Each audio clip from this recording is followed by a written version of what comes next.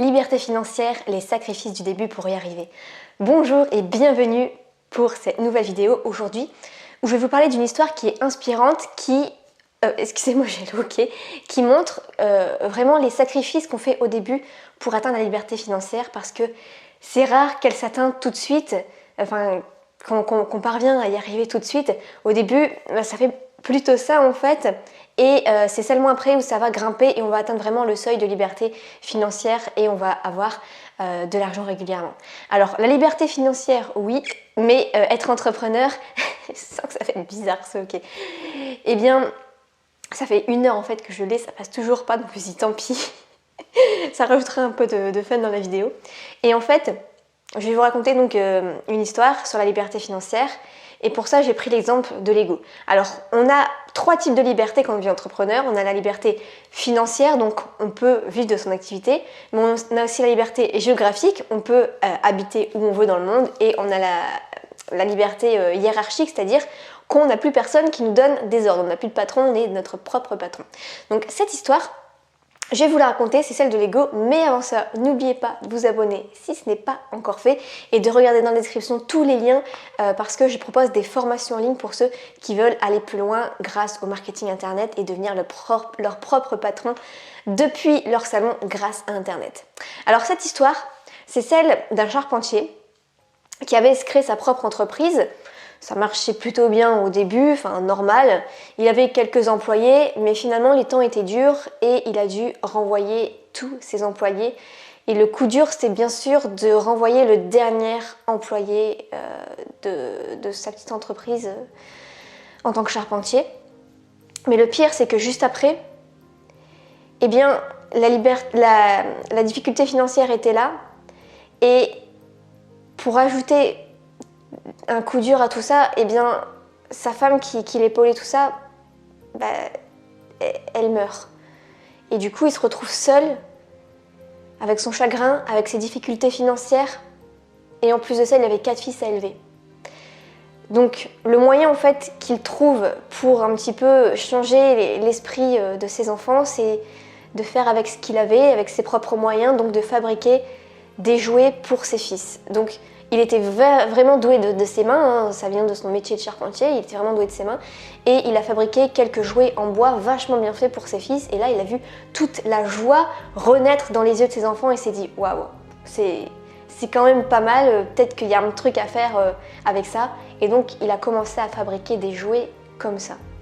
Alors du coup, ce qui se passe, c'est qu'il décide de maintenant créer son entreprise de jouets avec son fils aîné. Et il a remployé tous ses anciens employés, il les a remployés dans cette nouvelle entreprise pour créer des jouets. Et donc parce qu'en fait, il a eu une grosse commande d'un coup de quelqu'un qui avait besoin d'énormément de jouets, donc il lui a signé un gros chèque. Et du coup, il a remployé tout le monde, son fils et tout. Et donc, c'était reparti. Nouveau coup du sort. Là, il reçoit une lettre comme quoi le grossiste qui lui a fait le chèque, en fait, il était en faillite. Donc, nouvelle difficulté financière pour le charpentier, et il est obligé encore de renvoyer ses employés. Donc, il essaye de rebondir, comme toujours, vous allez voir. Et là, du coup, il dit c'est pas grave, je vais aller vendre moi-même les jouets dans les villes du coin. Donc, il prend sa voiture, il prend ses jouets, et il essaye de vendre. Le problème, c'est que c'est pas un vendeur, c'est juste quelqu'un qui est habile de ses mains. Et du coup, il sait pas du tout vendre et il n'y arrive pas, il vend quasiment pas de jouets. Mais il fait un voyage et il se dit ok, peut-être que pour rendre les jouets un peu meilleurs, je vais m'acheter une fraiseuse. Donc il achète ça, il fait des beaux jouets, tout ça. Et là, du coup, ça marche beaucoup mieux. C'était reparti pour son entreprise. Nouveau coup du sort, il y a un incendie dans son entrepôt. Dans son entrepôt, il perd tous ses jouets. Mais il essaye quand même de se sortir de là. Il va faire une visite à Copenhague et il se dit ok, il y a une nouvelle machine qui est fort intéressante, qui permet de fabriquer des petits moules en fait pour des petites briques et tout. Ça peut être vraiment intéressant, mais ça coûte très cher et on n'a pas vraiment les moyens. Donc il hésite et finalement il l'achète. Et du coup, il l'achète et il fait plein de stock parce qu'il croit vraiment en ce truc-là. Donc, le problème, c'est qu'il a vu trop gros et il a créé trop de stock, trop de jouets. Et finalement, il y a trop d'invendus et nouveau coup du sort, nouvelle difficulté financière. Mais son fils aîné, avec qui il a commencé, lui s'est dit ok, je pense que la vente c'est important. Pour vendre ses jouets, je pense que ça vient de là, le problème vient de là.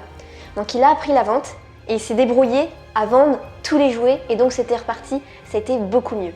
Et donc son fils, il se prend de passion pour la vente, il est doué en ça, il y arrive bien, il fait des voyages d'affaires et à un moment il fait un voyage d'affaires sur un bateau et il parle avec un directeur commercial et le directeur commercial lui dit « Ouais, j'ai l'impression qu'on est dans une période où le jouet, il manque quelque chose en fait. Il n'y a pas vraiment de système dans le jouet. » Il utilise bien ce mot système dans le jouet et c'est comme si en fait les enfants ne peuvent pas vraiment jouer avec leur créativité parce qu'on leur donne des jouets qui sont tout faits.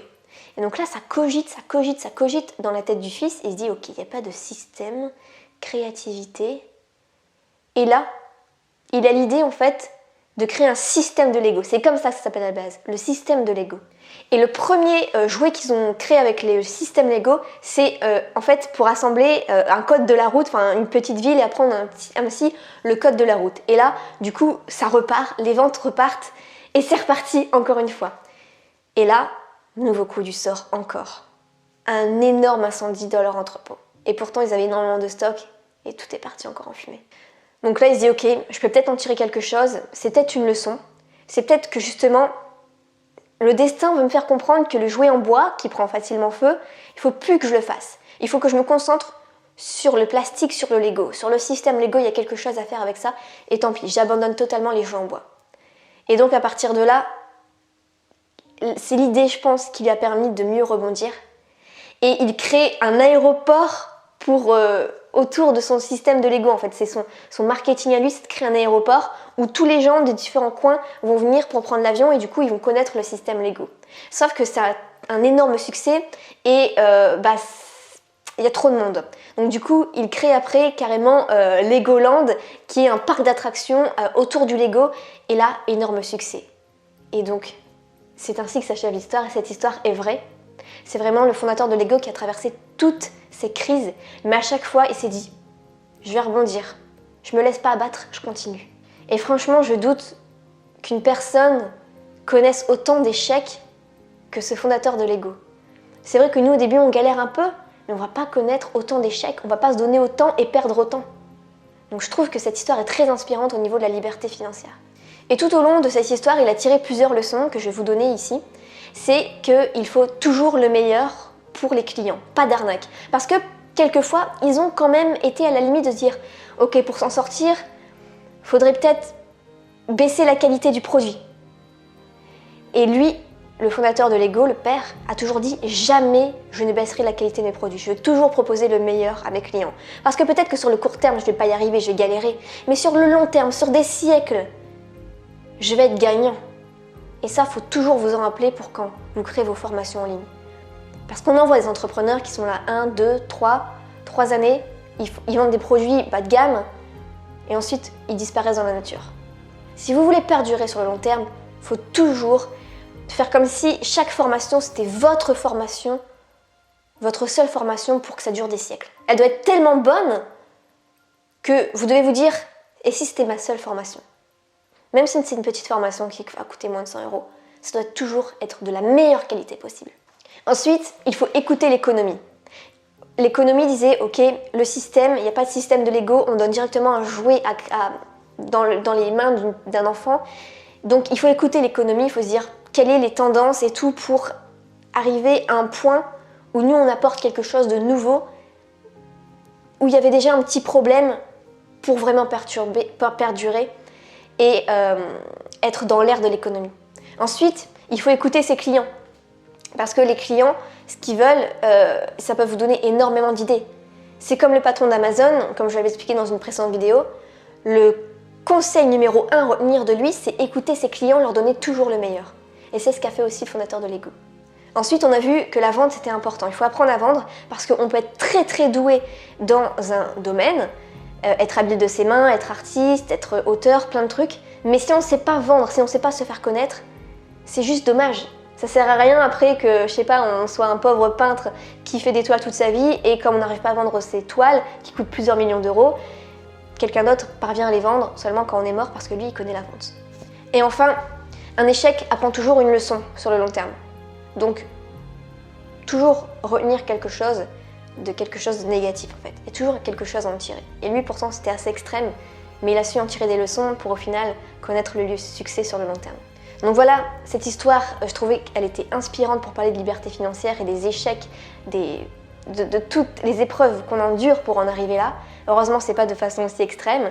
Et si vous voulez assurer un petit seuil de sécurité, vous pouvez commencer par le marketing d'affiliation, c'est-à-dire que vous allez vendre les produits d'autres personnes, vous n'allez pas créer vos propres produits. Et tout ça, c'est ma spécialité. Et si ça vous intéresse, eh bien, allez voir le lien qui se trouve juste en dessous sous la description pour apprendre comment à faire du marketing d'affiliation. Moi, en tout cas, je sais que c'est mon seuil de sécurité. Je vends des formations en ligne, mais je vends aussi les formations d'autres personnes et ça me génère entre 1500 et 2500 euros régulièrement chaque mois. Donc, je sais que je peux compter là-dessus. Donc, si ça vous intéresse, allez voir les liens en description. Voilà pour cette petite vidéo. Écoutez, on se retrouve dans une prochaine vidéo. N'oubliez pas le petit pouce. Comme toujours, ça me ferait plaisir. Ciao!